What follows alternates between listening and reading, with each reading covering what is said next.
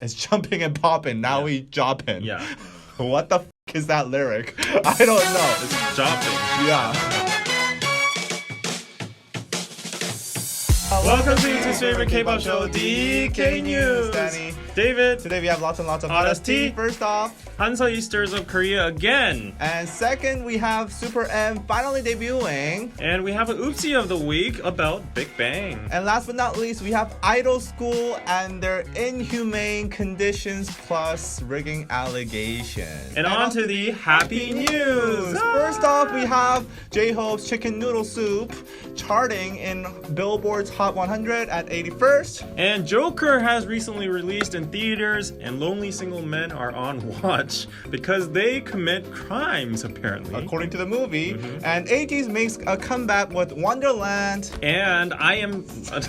Well, this is for me. I'm single and ready to mingle. And Tiara Adam is pregnant and is going to marry soon. Wow.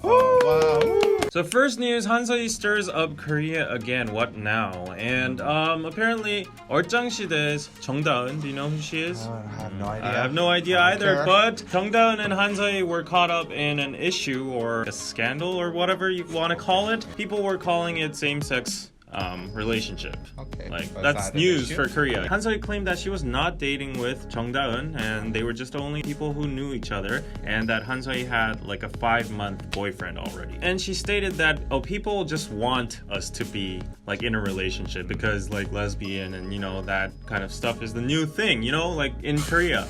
Like I these didn't days. know we were in the 50s, but apparently we are. Yeah, she said like, disappointingly, we're not that kind of relationship. But like a few days later, on her social media, she started posting pictures of tying up Hanso's shoes, and Hanso left romantic comments on it, and they went on vacations together. They kissed each other on the cheek. They hold their hands. Like the caption was saying, "Oh, my girlfriend on honeymoon." Like No, I just don't give a shit about Hanso. I know, that's the debate question. Okay, that happened, and on the 7th, 2 days later, Hanso came up on Instagram Live and said that actually she was dating for a long time, and she asked Jungkook to wink if we date, and Jungkook winked, and she asked Jungkook to blink twice if we date, and she blinked twice. Okay, blink twice. Yeah. Okay. People were like, "Oh, okay, they're dating." And Hanso stated that, the reason why we rejected earlier about the rumors was because everyone would say it's like a business. What business? In the past, Hanso was caught in a controversy that she was intentionally using the feminism trend to earn off of that, like to profit off of it. Like she was trying to She made a brand. Yeah, she made a brand, and like girls can do anything, stuff like that. Yeah. There were divided opinions, feminists that were actually supporting her, and people were saying that she's just doing it for the clout and like the money. So this time, people were saying like, oh, she's now doing a lesbian relationship for money. Yes, she said, people would see them as PDEPOs. And that's like an acronym, an abbreviation for business lesbian performance. PDEPO. Is that an actual word? I don't know. Jung Da-eun said she's considering of living in Hanso's house, like so people thought it was serious and stuff. And Jung Da-eun started touching Hanso's boobs in the live, so I want to see that. Hanso was like all shy and said, "Don't forget 7,000 people are watching." Okay, I don't know why I'm even going through so these live. uninterested in this news. Why is this even on DK News? This is the debate. Oh yeah, my it's God. gonna be I the just debate. hate this. Okay, Okay, go. so on hurry the up, 8th, hurry up. one day later, Hanso said, we didn't really admit it. Okay. Yeah, we didn't really admit our relationship, but the articles came out, and now, as we expected, every Korean person stating that we are PDEPers, like business les performancers. Now I don't really care and won't bother to even explain, so I'll just be a show window couple. What's that? Like, couple for show? Yeah, like for consumption, like the public to feed off of. She then clarified that they only knew each other for a few times, and Jung Da-eun just got out of prison. I don't know about her past, but yeah, apparently she was in prison. That's a pretty so random thing. Yeah, and we're not dating. It's not love, but friendship. Well, they both been to prison, so they can relate. I just want to ask. It's not a debate, but I just want to ask, like, why is this news? Why do you think journalists keep on feeding the public with a person who's not even a celebrity, like technically, right? The only thing she's known for by the public is being Top's girlfriend, and then doing weed. You can do whatever you want on your Instagram. I don't care, and I don't think she needs to care either. It's the journalists. Just shut the fuck up. You don't need shit journalists. Yeah, like I guess it gets clicks, so maybe it's the people's fault. Actually, it's not even the journalist's fault. It's your fault. It's your fault. It's the public. Yeah, because honestly, like journalists, they're just trying to make some money, yo. They're just trying to feed their family. They got kids to feed. Okay, so maybe DK News is doing a bad thing too. No. We're trying to make a living too off of Hanseo's fake lesbian relationship. What's just really mind-blowing is right now, currently, Naver portal, the entertainment section 1 to 7 is all about Hanseo. I'm just like maybe people are interested. Korea. Maybe people want to know. Korea needs to grow up, you know. I think it's tactical. I mean, really? I don't necessarily think she's trying to profit off of it. It's more like she's thinks it's fun. Around. And it's like honestly, if I were in her shoes, I would do the same. Have your friend like touch your boobs, and then now like everybody's going crazy on the internet. Like, wouldn't you think that's fun? Like, I would think that's fun. So I can totally understand why Seoul is doing it. Yeah. I can totally understand why Hanseo is doing it. But it's just like, why are we even talking about this? So on in the my news? opinion, at this point, I think Hanseo is playing with the journalist. Yeah. I think Seoul did the same thing, and she's trying to like just troll. Yeah, just troll and show like people how stupid they are. They can be obsessed with a single lie, like whatever she says, you know? Right. So she's people like, oh, dumb. I'm not gay, I'm gay, I'm dating her, I'm not. And then people like sway this and that, and then the whole public is like moving, and she's like, oh, okay, I don't give a f at this point. Let's just play with the public. Okay, why not? Show window. Yeah. Good job, Hanseo. You proved your point. We have some actual news. SuperM debuts with Jopping. What did you think Jopping was before you knew it sounded very like dirty, like sexual, you know? Because it rhymes with, you know, some other word. What? Fapping. It does not rhyme with fapping. Well, it does in my mind. It rhymes in your mind. Yeah. I don't know. And also, so, like, the job sound. Like job. No. Like the Korean word for dick is also like kind of similar. Like, so it's not similar. I didn't even think about that. Okay, we have two different perspectives, but we did have a consensus on that. It sounds dirty. SM supergroup SuperM made its much anticipated debut on October 4th with its title track called Jopping. The group, as it is specifically being catered towards the American audience, held their debut showcase in front of the Capitol Records building in Hollywood, Los Angeles. Now, despite mixed responses from the public leading up to their release regarding their name and also Jopping, you know, the title itself, people were jumping up and down to the song. They were jopping. And they were jopping. And Baekhyun joked about their latest single, saying, from beginning to the end, it's a dance break. And I agree. And I agree. Like, the song is very, very hard on those like synths, and the choreo is it's intense. Jumping and popping. Yes, it's jumping and popping. Now we jopping. Yeah. What the is that lyric? I don't know. It's jopping. Yeah. Now SuperM is set to embark on their 10-city North American tour. It's an arena tour actually, and it's titled "We Are the Future." I have an analysis on my reaction. Go check that out on Just David. Okay. What? Stop promoting your. No, I'll tell you my. Starting from November 1st in Fort Worth, Texas. They're going to tour 10 cities in North America, and they're going to end on February 2nd in San Jose.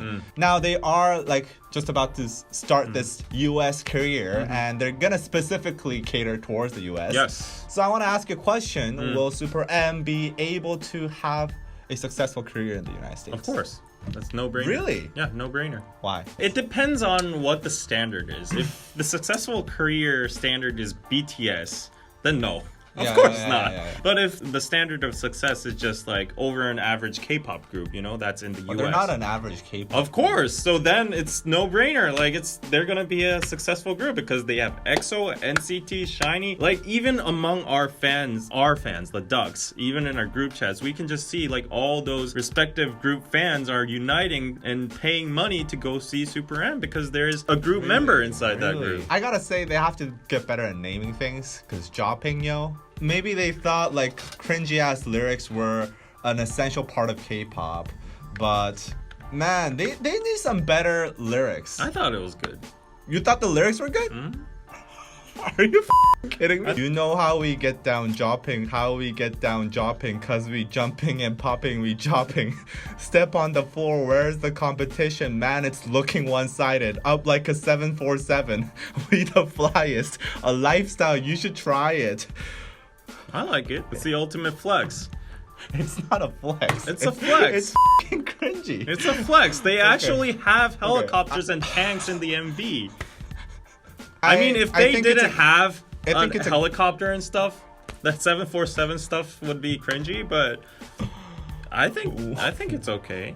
like the dropping performance, like the lyrics are honestly like 10%. The performance, the dancing itself is like 80%. And the other 10%, I'm gonna make a wild guess here. So you might have to refer to my reaction, but the reason I think like the tour name is like We Make the Future, right? Yeah. So what do you think the future is? BTS. We make the future, aka we're gonna take over BTS when they go to the military. No. I think they're taking a technological approach because if you look at the MV, have you watched Spider-Man 3? Yeah. No, but you didn't see the recent one? I saw it before the reboot.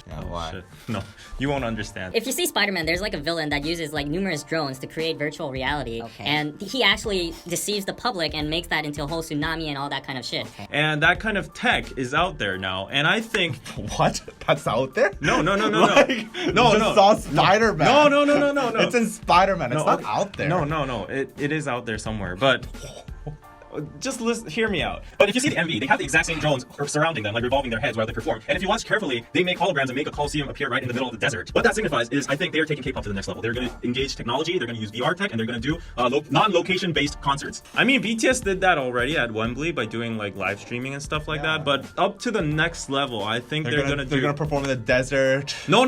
That's just a symbol. But they will. People in their rooms will be able to have a full concert experience through VR, like SM Town. Exactly. Like in SM Town, they have hologram. Exactly. Concerts. So that's the future. They're just say they're making VR content. Don't say like no. Why are you like making analogies to Spider-Man? Like just say that they're making VR shit. Was there a group that you have to watch the MV. Okay, well, apparently you're an expert in Spider-Man and VR technology. We have another music expert. We have this American music industry expert who chose not to be named, but is waiting to be on a call with us to have her opinion about whether or not SuperM will succeed. She also chose not to be on camera. Okay. She saw what happened when you're on DKDKTV. Oh. Okay, she's also not answering. Maybe she changed her mind. Oh yeah. Wow. Next news. Next news. Oh. Hi, anonymous music industry expert. That's me. So please tell us whether or not SuperM is going to be successful in America. Like, I thought that they were going to try to do something that sounded much closer to like an American radio-friendly song, which is not what happened. So I think that this EP isn't going to cut it if they want to get more of the US market to listen to them. I was also kind of disappointed by the fact that this was a collaboration, but there seems to be like no evidence of the fact that, when I say collaboration, I mean between SM and Capitol Records, because I feel like I was hoping that we'd see something like someone at Capitol saying, maybe don't name the title track Jopping, because that's just not gonna like go over well with American audiences. SuperM's going on a arena tour in America. Do you think that's a bold move, considering they only have like 6 songs, and also they're like straight off going on an arena tour? I mean, I feel like SM is probably banking on the fact that since this is like a quote-unquote super group, and they have all these members that people are gonna like, already have attachments to from the other groups that they're in, I feel like they're banking on that, but I'm not totally convinced that it's going to play out the way that they think it will, just because I feel like a lot of fans are still a little bit confused as to why this happened in the first place. Okay, well, thank you very much, anonymous American music industry expert. Thank you for being on the show. Thank you. Bye-bye. Bye. Anyway, good luck to SuperM. I mean, it's gonna be a success. I'm sure. The ticket prices are low already, so that's the very opposite definition of success. If they just fill up the stadiums and make the portfolio. Anyway, on to the next news. Oopsie of the week. So some tea about Big Bang and GD. Long time no see. Drama is about to happen here because this channel is, well, anti-YG, anti-BTS, anti-everything. So yeah. Anyways, but we're not criticizing GD or Big Bang. Anyways, today the target is a journalist. Oh really? Okay. So this one journalist from Spo TV News, it's a Korean media outlet, thinks that GD wrote a letter for Seungri on Instagram. First of all, he posted a lot of multiple pictures, and there's like this montage of him. And he put like subtitles saying, "It's not the end of the world without you. Don't take yourself too seriously. Live for yourself. Blah blah blah blah," and stuff like that. It's from GD's like documentary. Right. And also he posted another picture with Boobs? no, they're not boobs. They're clocks. Oh, okay. Obviously. Okay, there are two clocks and there's a letter, and it says, "Lovers, 1988, don't be afraid of the clocks. They are our time. Time has been so generous to us. We imprinted time with a sweet taste of victory. We conquered fate by meeting at a certain time in a certain space. We are a product of the time. Therefore, we give back credit where it is due. Time. We are synchronized now and forever. I love you." So people didn't know what this letter was in the first place, and GD, like, he didn't put any captions on it. So this journalist, she deciphered it in her own way. And as you can see, there's a sentence that says, "We imprinted time with the sweet taste of victory." And victory is Seungri. Yeah.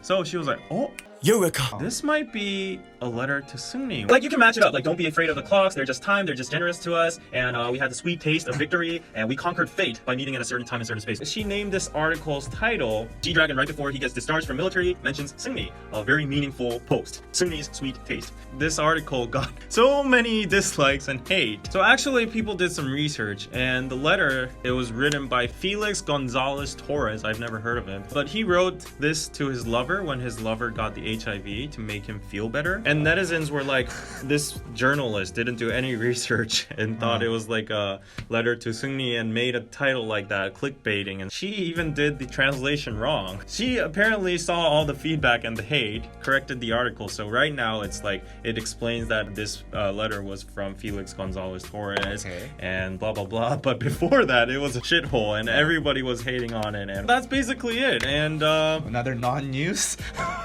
yeah, that's basically it. Why are we reporting on Instagram shit posts? Because the Instagram shit post is ranked from 1 to 7, and Oh my God. this news is ranked at 3rd place right now. People, stop paying attention to Instagram shit posts. And shit journalists, maybe? Holy shit! 10,000 likes on a freaking comment? I'm just disgusted. There's dire matters. Let's just read this comment. In Korea. Okay, let's just read this comment. "Hey, you shit moron journalist. That letter was a letter from Felix Gonzalez Torres at 1988 when he sent it to his lover Ray Koch. Your translation and deciphering is wrong. Did you Google translate that and call that an analysis? Shame on yourself. If you're gonna get paid for your job, then do your research while you're reading a novel." Wow, 10,000 likes on that. That's one way to make a living. I feel bad for their lives, you know? Their job is literally f***ing like looking at celebrity Instagrams. That's a miserable life to have. Would you like that job? Like, that's probably the saddest shit ever, like, you know? Next news. Idol school faces rigging and abuse allegations. Surprise, surprise. We have another program from Mnet called Idol School going through its own set of controversies. Now let's start with some good old rigging first.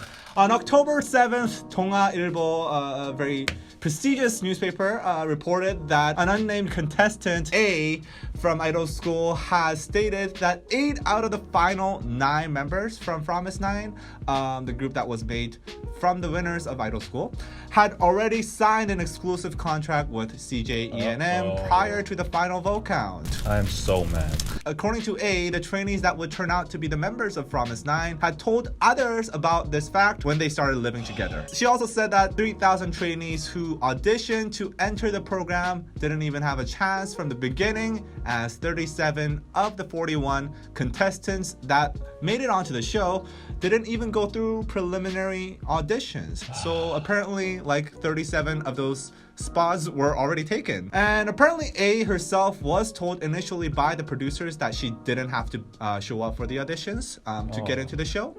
But then they revoked their statement because A was already too well known, and thus people would be suspicious if she didn't show up. Now the bad news regarding Idol School didn't stop there, as Hee, one of the popular contestants and one of the final contestants of the show, put out an Instagram post on October 6th revealing the questionable and sometimes inhumane filming conditions of Idol School. In a lengthy post, she stated that rule changes were made on the spot, and for for one competition for live dance position, her rival team lip-synced their performance for a freaking live dance thingy.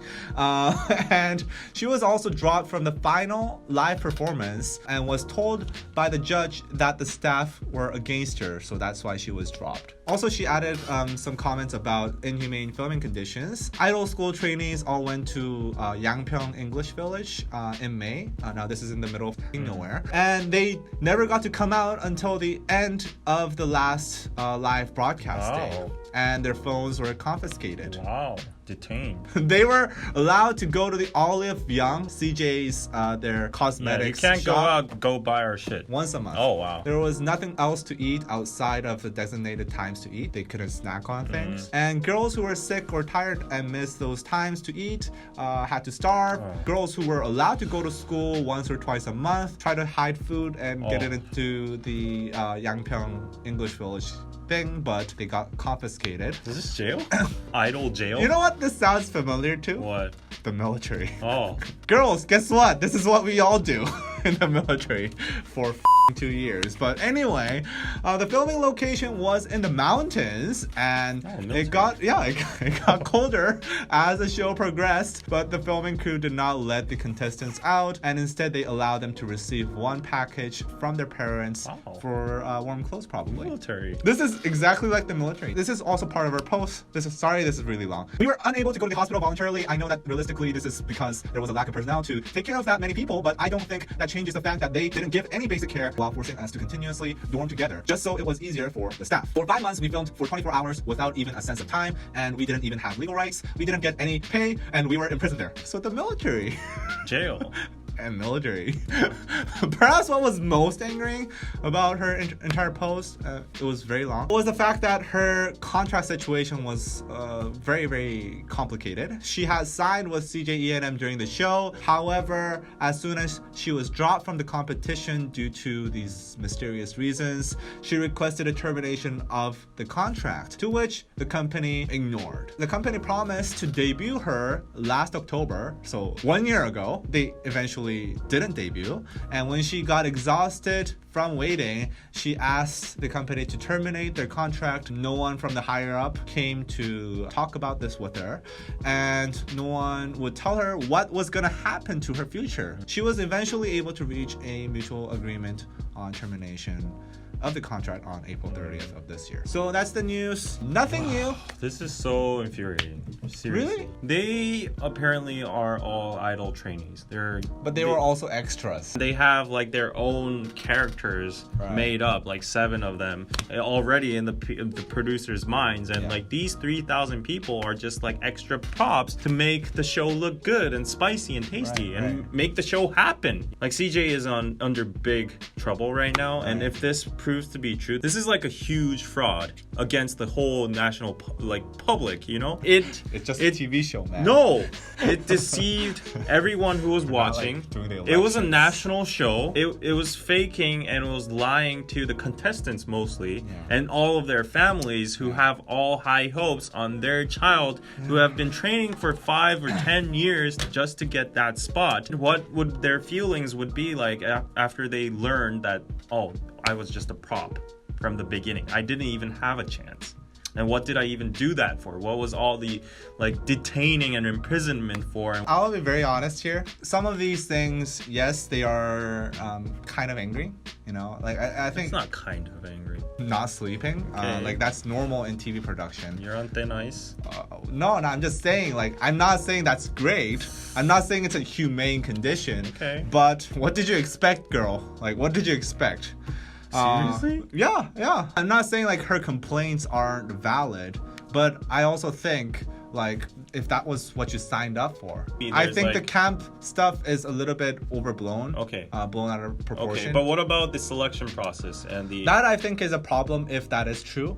But at the same time, I also wish that these people that were going into these competitions weren't so naive. I'm not blaming them, but I think they gotta understand that it's a TV show. It's in their best interest to draw out the most profitable group, draw out the most ratings. Obviously, that means you could be used as a prop. You gotta be aware. Okay. You gotta strategically use that. You gotta game the system, man. And maybe she is strategically using that, I going think against maybe it right maybe now. she is because she doesn't have a company anymore, so she might as well just Blow everything up. blow Like, everything let's up. all die And together. now she's getting some good PR, so Yeah. maybe this is a strategic move. Well, what can you do if you like think smart? Well, I would Not apply to idol school? Oh, No, I'm not no, gonna no, get no. chosen anyways. no try to get exposure from it, like leverage it. Like do weird shit and stuff. Maybe. I don't know. Yeah, there you go. Please tell us what you think. I'm probably going to get canceled for this, but why do I care? I'm going to be the Han Seo-hee of K-pop news. And please go to our Patreon at patreon.com/DKDKTV. We have podcasts and also exclusive reactions. And please say thank you to Sarah for making this video. And we will see you guys next time. Bye-bye.